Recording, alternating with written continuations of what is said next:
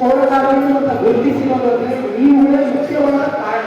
ನಾವು ನಿಜವಾಗ್ಲೂ ಹೇಳ್ತೀವಿ, ತಮ್ಮಿಂದಾನೇ ಇವತ್ತು ಪೌರಕಾರ್ಮಿಕರು ಹೊಟ್ಟೆ ತುಂಬ ಊಟ ಮಾಡ್ತಾ ಇದ್ದಾರೆ.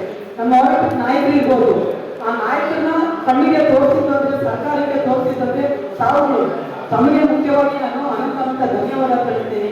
ಮತ್ತೆ ನಮ್ಮ ಸಂಘದ ಪದಾಧಿಕಾರಿಗಳಿಗೆ ಎಲ್ರಿಗೂ, ಮತ್ತೆ ನಮ್ಮ ರಾಜ್ಯಾಧ್ಯಕ್ಷರು ಮೈಸೂರು ನಾರಾಯಣ ಅವರಿಗೆ, ನಾವು ಈಗ ಎಲ್ಲರೂ ಬಂದು ಅದೆಷ್ಟು 25-30 ವರ್ಷ ಕಾಲ ಹೋರಾಟ ಮಾಡ್ಕೊಂಡು ಇವತ್ತಿಗೂ ನಮ್ಮ ಹೋರಾಟಕ್ಕೆ ಬೆಲೆ ಕೊಟ್ಟು ನಮ್ಮ ಜಿಲ್ಲೆಗೆ ಕೆಲಸ ಪಡ್ತಾ ಇರೋದ್ರೆ ಸಾರಪ್ಪ ಅವ್ರ ನಂತರ ಇರೋದು ಮೈಸೂರು ನಾರಾಯಣ. ಮೈಸೂರಲ್ಲಿ ಇವತ್ತು ಹೇಳ್ತೀನಿ, ಪೌರಕಾರ್ಮಿಕರು ಯಾರು ಬಾಡಿಗೆ ಮನೆ ಇಲ್ಲ. ಎಲ್ಲರೂ ನೀವು ಕೇಳ್ಬೋದು, ಮಾಧ್ಯಮದವರು ಕೇಳ್ಬೋದು, ಒಬ್ಬರು ಎಲ್ರಿಗೂ ಅಷ್ಟು ಒಂದು ಕಷ್ಟಪಟ್ಟು ಕೆಲಸ ಮಾಡಿದಂಥ ವ್ಯಕ್ತಿ ಈ ಕರ್ನಾಟಕದಲ್ಲಿ. ಇಲ್ಲಿ ಬೆಂಗಳೂರು ಸಿಟಿಯಲ್ಲಿ ಒಬ್ಬರಿಗೂ ಒಂದು ಮನೆ ಮಠ ಇಲ್ಲ, ಅದ್ರ ಬಗ್ಗೆ ಕೇಳೋದಿಲ್ಲ. ಪೌರಕಾರ್ಮಿಕರಿಗೆ ಕರೆಕ್ಟಾಗಿ ಸಂಬಳ ಕೊಡ್ತಾ ಇಲ್ಲ. ಮಾಧ್ಯಮದವರಿಗೆ ಎಲ್ಲ ಗೊತ್ತಿರುವಂತ ವಿಷಯನೇ, ನಾವೇ ಹೇಳೋದಂತಲ್ಲ. ಪೌರಕಾರ್ಮಿಕರಿಗೆ ಯಾರೇ ಆಗಲಿ ಸತ್ತೋದ್ರೆ ಅವ್ರ ಮನೆಗೆ ಏನೇ ಒಂದು ಪರಿಹಾರ ಕೊಡ್ತಾ ಇಲ್ಲ. ರಿಟೈರ್ಡ್ ಆದ್ರೆ ಏನೇ ಒಂದು ಪರಿಹಾರ ಕೊಡ್ತಾ, ನಾವು 15,000 ಜನಕ್ಕೆ ಸಿಎಂ ಸಿದ್ದರಾಮಯ್ಯ ಅವರು ಡಿ ಕೆ ಸಾಹೇಬರು ನಾವು ಕಾಯಂ ಮಾಡಿದ್ದೀವಿ ಅಂತ ಹೇಳಿದ್ದಾರೆ.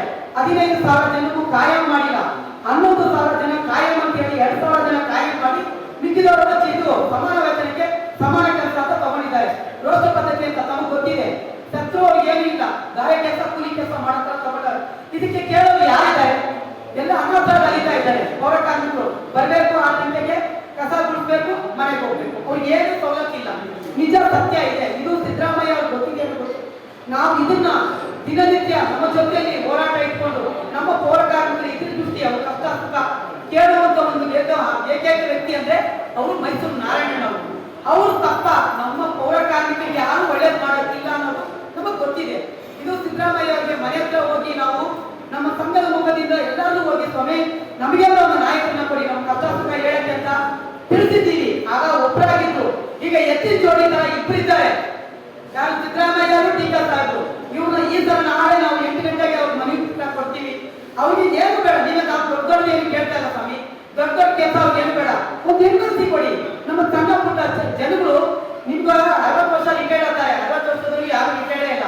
40, 45, 30 ವರ್ಷಕ್ಕೆಲ್ಲ ಬೆನ್ಮೂಳೆ ಮುರಿದೋಗ್ತಾ ಇದೆ, ಶುಗರ್ ಬಂದು ಸಾಯ್ತಾರೆ. ನಾವು ವಾರ್ಡ್ಗಳನ್ನು ನೋಡಿದ್ರೆ ಹೆಣ್ಮಕ್ಳನ್ನ ಹೊಟ್ಟೆ ಹೊರಿತೈತೆ, ಅವ್ರ ಕಷ್ಟ ಕೇಳೋರು ಯಾರಿಲ್ಲ. ಮಾಧ್ಯಮದವರು ಒಬ್ಬೊಬ್ರು ಒಂದೊಂದು ವಾರ್ಡ್ ಹೋಗಿ ಅವ್ರ ಕಷ್ಟ ಹೇಳ್ತಾರೆ. ಅವ್ರ ಅನ್ನ ಒಂದು ಕುತ್ಕೊಳ್ಳೋಕೆ ವಿಶ್ರಾಂತಿ ಕೊಟ್ಟರೆ ಈಗ ಅವ್ರಿಗೆ ನೀರು ಪಾಪ ಹೆಣ್ಮಕ್ಳು ಏನ್ ಕಷ್ಟ ಪಡ್ತಾ ಇದ್ದಾರೆ ಗೊತ್ತಾ?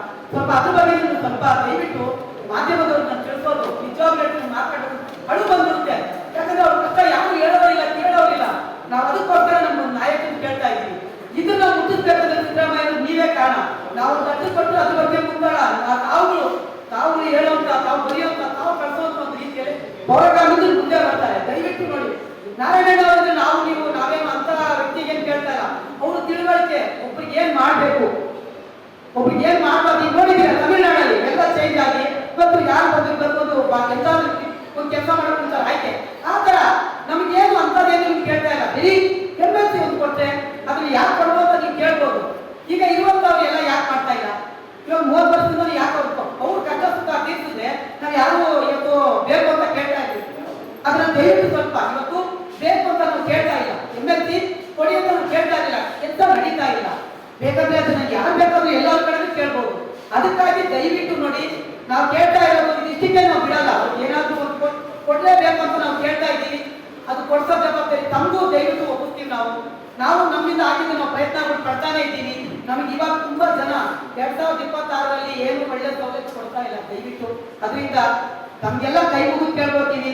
ಅವ್ರಿಗೆ ನಾವು MLC ಬಗ್ಗೆ ಕೇಳ್ತೀವಿ, ಅದಕ್ಕೆ ತಾವು ಸಪೋರ್ಟ್ ಇರಬೇಕು ಅಂತೇಳಿ ನಾವು ತಿಳಿಸ್ತಾ ಇದ್ದೀವಿ. ನಮ್ಮ ಹೆಸರು ಲಕ್ಷ್ಮಮ್ಮ ಅಂತ, ಬೆಂಗಳೂರು ಮಹಿಳಾ ಅಧ್ಯಕ್ಷರು. ಎಲ್ರಿಗೂ ಜೈ ಹಿಂದ್.